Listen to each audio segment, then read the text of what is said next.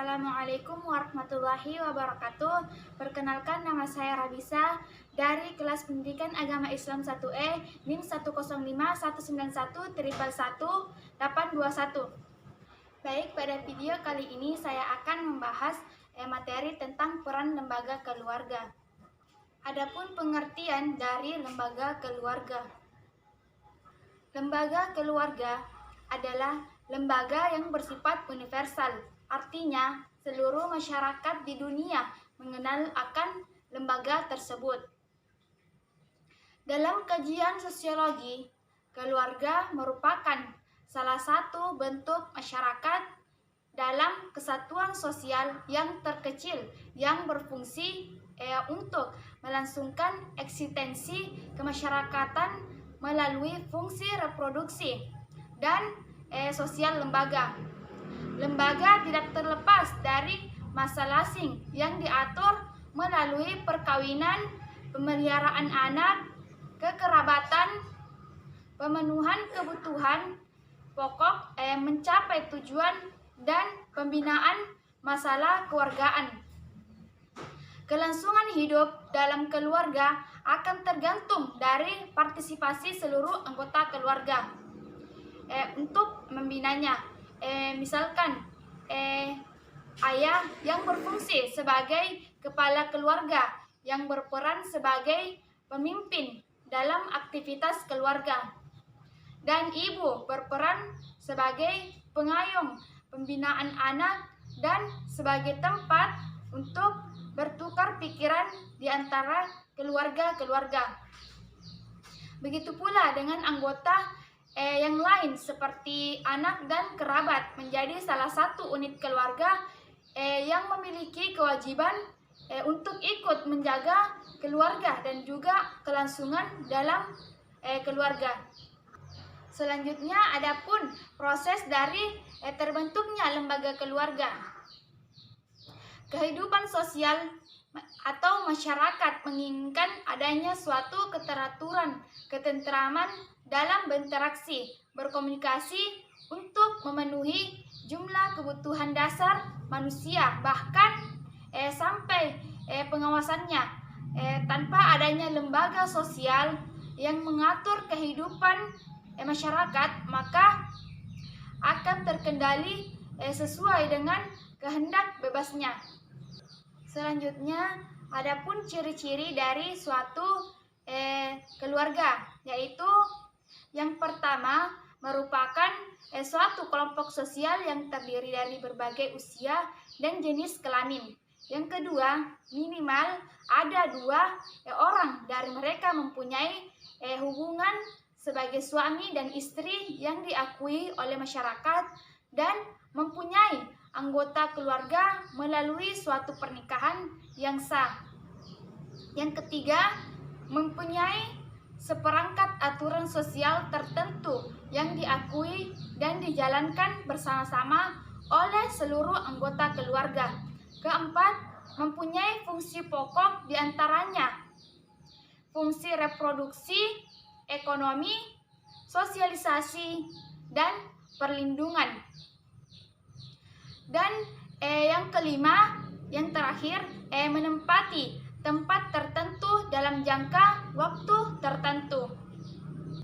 Selanjutnya, adapun peran dalam lembaga keluarga.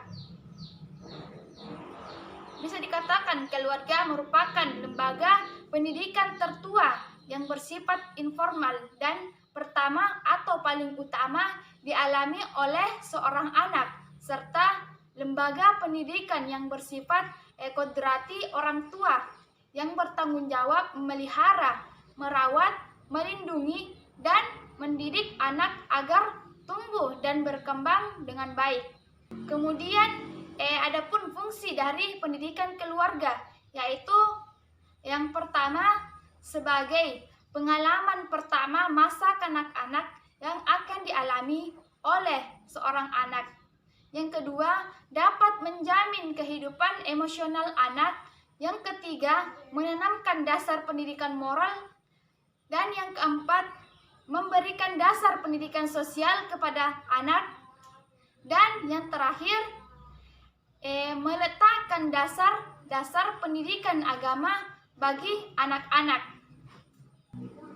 Adapun fungsi dari manifest lembaga keluarga, dengan adanya keluarga mereka dapat melanjutkan keturunan atau fungsi biologis, di mana sebagian penduduk terdahulu atau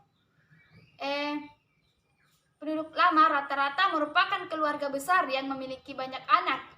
Mungkin hal ini yang mempengaruhi dengan adanya semboyan orang zaman dulu yang mengatakan bahwa banyak anak berarti banyak rezeki. Namun sejalan dengan berkembangnya zaman, sebagian penduduk lama pun mulai menerapkan KB atau keluarga berencana untuk membentuk keluarga yang sehat dan sejahtera dengan membatasi kelahiran. Sehingga semboyan tersebut mulai menghilang. Jadi keluarga mempunyai fungsi manifest sebagai pengatur hubungan biologis atau reproduksi. Melalui hubungan biologis inilah keluarga memperoleh keturunan sehingga keberadaan keluarga dapat terus berlanjut. Keluarga juga mempunyai fungsi manifest sebagai tempat untuk mendapatkan kasih sayang. Selain itu juga fungsi keluarga sebagai fungsi afeksi berjalan dengan sangat baik, di mana masing-masing orang tua memiliki cara tersendiri untuk mencurahkan rasa kasih sayang tersebut terhadap keluarganya. Selain itu, fungsi manifest juga yang paling tampak adalah fungsi edukatif atau dalam artian sebagai mendidik keluarga, di mana keluarga merupakan tempat pertama bagi seorang anak untuk menerima pendidikan dan pembinaan melalui keluarga, di mana kepribadian anak akan terbentuk melalui proses interaksi yang terjadi dalam keluarga. Nah, dalam hal ini yang paling berperan penting adalah orang tua. Jadi, orang tua harus menjadi figur yang baik bagi anak-anaknya. Selanjutnya, adapun fungsi dari laten lembaga keluarga. Selain fungsi-fungsi manifest, lembaga keluarga juga mempunyai fungsi laten atau tersembunyi, di mana lembaga keluarga ini memiliki fungsi ekonomi yang mengatur masalah ekonomi keluarga yang berbeda-beda. Selain itu, dalam pemenuhan kebutuhan, keluarga harus saling melengkapi satu sama lain, yang artinya tidak hanya ayah atau kepala keluarga saja yang mencari nafkah, tetapi istri pun juga berperan dalam pemenuhan kebutuhan keluarga. Kemudian, keluarga juga berperan penting dalam fungsi religius, di mana para orang tua juga harus atau wajib mengajarkan tentang ajaran agama Islam kepada anak-anaknya. Jadi, dalam hal ini, keluarga mempunyai fungsi untuk memperkenalkan anggota keluarganya untuk hidup beragama. Kemudian, adapun tujuan dari didirikannya lembaga keluarga.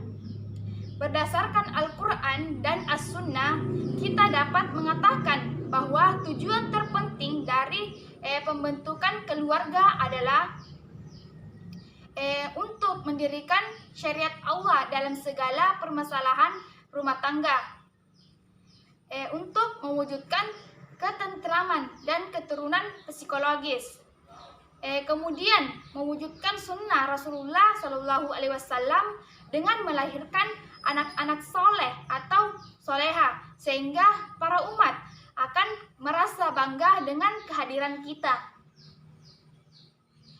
Kemudian memenuhi kebutuhan cinta kasih pada anak-anak dan menjaga fitrah anak agar anak tidak melakukan hal penyimpangan-penyimpangan yang dapat merugikan orang lain. Sekian dari materi yang dapat saya sampaikan. Kurang dan lebihnya mohon dimaafkan. Wassalamualaikum warahmatullahi wabarakatuh.